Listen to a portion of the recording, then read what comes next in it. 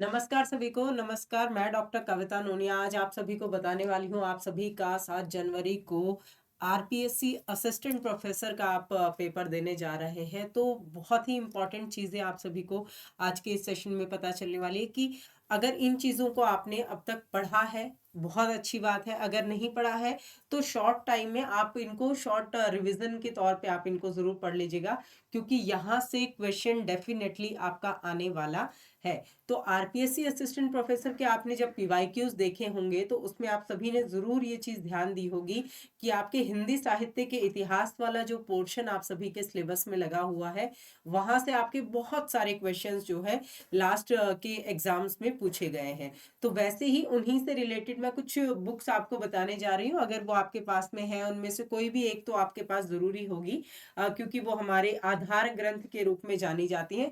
तो वहां से बहुत सारी आप सभी की जो परिभाषाएं वगैरह है, जो कथन वगैरह के क्वेश्चंस हैं, जो स्थापना वाले क्वेश्चंस हैं, जो आपकी रचना और मिलान वाले प्रश्न है, वो वहां से जरूर पूछे जाते हैं। तो कुछ इंपॉर्टेंट चीजें जो अभी आप लास्ट मिनट प्रिपरेशन में अपनी देख सकते हैं, जिनको रिवीजन के तौर पर आप देख सकते हैं, तो वो इंपॉर्टेंट चीजें आप सभी को बताने वाली हूँ, जहां से आपको क्वेश्चन कल के एग्जाम में जो है वो जरूर मिल जाएंगे। तो आप सभी भावी असिस्टेंट प्रोफेसर बने, ऐसी हमारी शुभकामना है ही आपके लिए।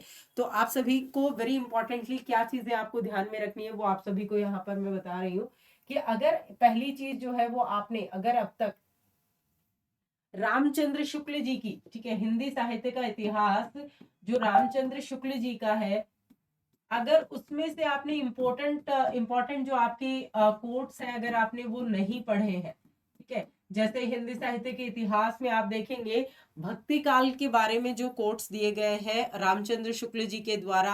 भक्ति काल में अगर मोस्टली अगर आप देखें तो सूरदास जी के बारे में जो रामचंद्र शुक्ल जी ने कहा है, तो उन महत्वपूर्ण कथनों को अगर आपने नहीं देखा है, अष्टछाप कवियों का उन्होंने क्रम क्या निर्धारित किया है उनको नहीं देखा, तो जरूर देख लीजिए। वेरी इंपॉर्टेंटली अगर आप देखें तो भारतेंदु युग और द्विवेदी युग के बारे में जो इसके अंतर्गत दिया गया है महत्वपूर्ण स्वरूप में, उसको अवश्य देखें।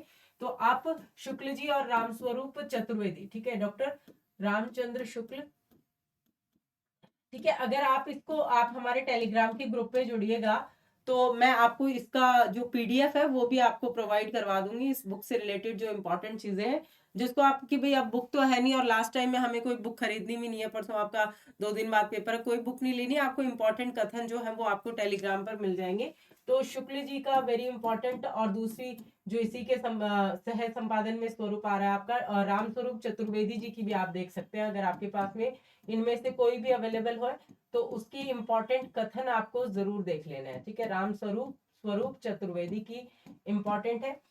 ये तो आ गया आपका हिंदी साहित्य के इतिहास में, आपके मोस्टली सारी चीजें कवर अप हो जाती हैं जो भी हिंदी साहित्य से संबंधित है, चाहे वो आदिकाल हो, भक्ति काल हो, रीतिकाल हो, आधुनिक काल हो, क्योंकि आपका पहला और दूसरा पेपर, दोनों पेपर जो है वो हिंदी के हैं, और तीसरा पेपर जो है असिस्टेंट प्रोफेसर में वो आपका कॉमन पेपर आपका होने वाला है। तो पहला और दूसरा 2 पेपर आपके हिंदी के होने वाले हैं। आपका सब्जेक्ट अच्छा होना बहुत जरूरी है।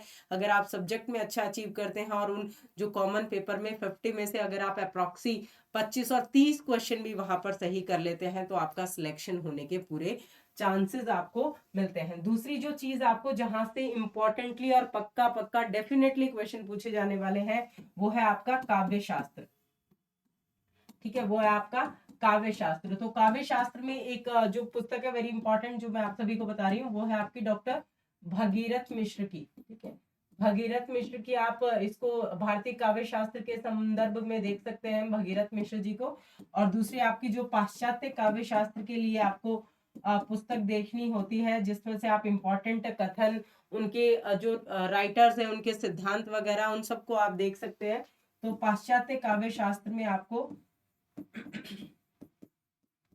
देखनी है देवेंद्र नाथ शर्मा की, ठीक है, देवेंद्र नाथ शर्मा की आपको इसके अंतर्गत ध्यान रखनी है, ठीक है। तो वेरी इंपॉर्टेंटली चीज आपको ये बता रही हूँ। उसके अलावा जिसके पास इसमें से भी नहीं हो इनमें से, तो आपके पास में डॉक्टर नगेंद्र और हरदयाल सिंह, ठीक है, डॉक्टर नगेंद्र और डॉक्टर हरदयाल की आपके पास में हिंदी साहित्य का इतिहास होगी, या सरस्वती पांडे का होगी, उनमें से भी आप इंपॉर्टेंट कोट्स जो हैं वो आप देख करके जा सकते हैं लास्ट टाइम में। क्योंकि कई बार क्या होता है कि लास्ट टाइम में आपको वेरी इंपॉर्टेंटली जो कोट आपने पढ़े होते हैं, जो कथन आपने पढ़े होते हैं, वो पूछ लिए जाते हैं। अगर लास्ट टाइम में अगर आप एक बार फिर से उनको रिवाइज कर लेंगे तो आपके कंफ्यूजन के जो चांसेस है वो समाप्त हो जाते हैं और आप आंसर को करेक्ट करके आ सकते हैं। ठीक है, तो वेरी इंपॉर्टेंटली अगर आपने ये चीज़ें अभी तक नहीं देखी हैं तो इनको देख लीजिए। ठीक है, एक बार अपने गो थ्रू हो जाइए, रिवाइज कर लीजिए चीज़ों को। वेरी इंपॉर्टेंटली लास्ट टाइम की जो लास्ट मिनट की जो रिवीजन होती है वो बहुत ही अच्छी होती है। अभी आपके पास में 2 दिन है, 2 दिन में आप सब कुछ जो आपने अभी तक पढ़ा है उसको आप आराम से रिवाइज कर सकते हैं। तो ये लास्ट टाइम जो है वो आप सभी को अपने रिवीजन के लिए रखना है। कुछ भी नया पढ़ने के बजाय आप रिवीजन जितनी ज़्यादा करेंगे, जो आपने पढ़ा है उसको बार बार पढ़ेंगे, तो आप अच्छा पेपर करके आ सकते हैं। तो फर्स्ट और सेकंड दोनों पेपर आपके हिंदी के हैं, बहुत अच्छे से कीजिएगा, हमारे साथ पेपर शेयर कीजिएगा। देन उसके बाद में आपका पेपर तो ऑनलाइन है, लेकिन आप जब पेपर शेयर करेंगे देन हम उसको डिस्कशन करेंगे। आरपीएससी असिस्टेंट प्रोफेसर की क्या कट ऑफ रहेगी, इससे रिलेटेड भी वीडियो में आप सभी के समक्ष लेकर उपस्थित होंगी। तो मैं डॉक्टर कविता नुनिया आप सभी को बहुत बहुत शुभकामनाएं देती हूँ। आप सभी आने वाली इस परीक्षा में सफल हो पाए और हमारे YouTube चैनल पर जुड़े रहे हमारे साथ। हमारी लाइव क्लासेस जो आपकी होती है वो मंडे टू फ्राइडे रात 8 बजे YouTube पर होती है, जहां पर आप सभी को हर तरह के पेपर, चाहे वो नेट का हो, सेट का हो, आपके असिस्टेंट प्रोफेसर का हो, हर तरह के पेपर हम यहाँ पर सॉल्व करते हैं। और साथ ही साथ very important concept plus questions आप सभी के चलते रहते हैं। आपका टेलीग्राम का ग्रुप है कविता मैम टेक्स्ट बुक के नाम से, आप सभी इसे ज्वाइन कर लीजिए। ठीक है, तो मिलते हैं आपसे आपके पेपर के बाद में एक नए जो आपके पेपर के कॉन्सेप्ट को देख करके किस तरह का पेपर आया, तो हमारे साथ जरूर शेयर कीजिएगा। बहुत बहुत धन्यवाद।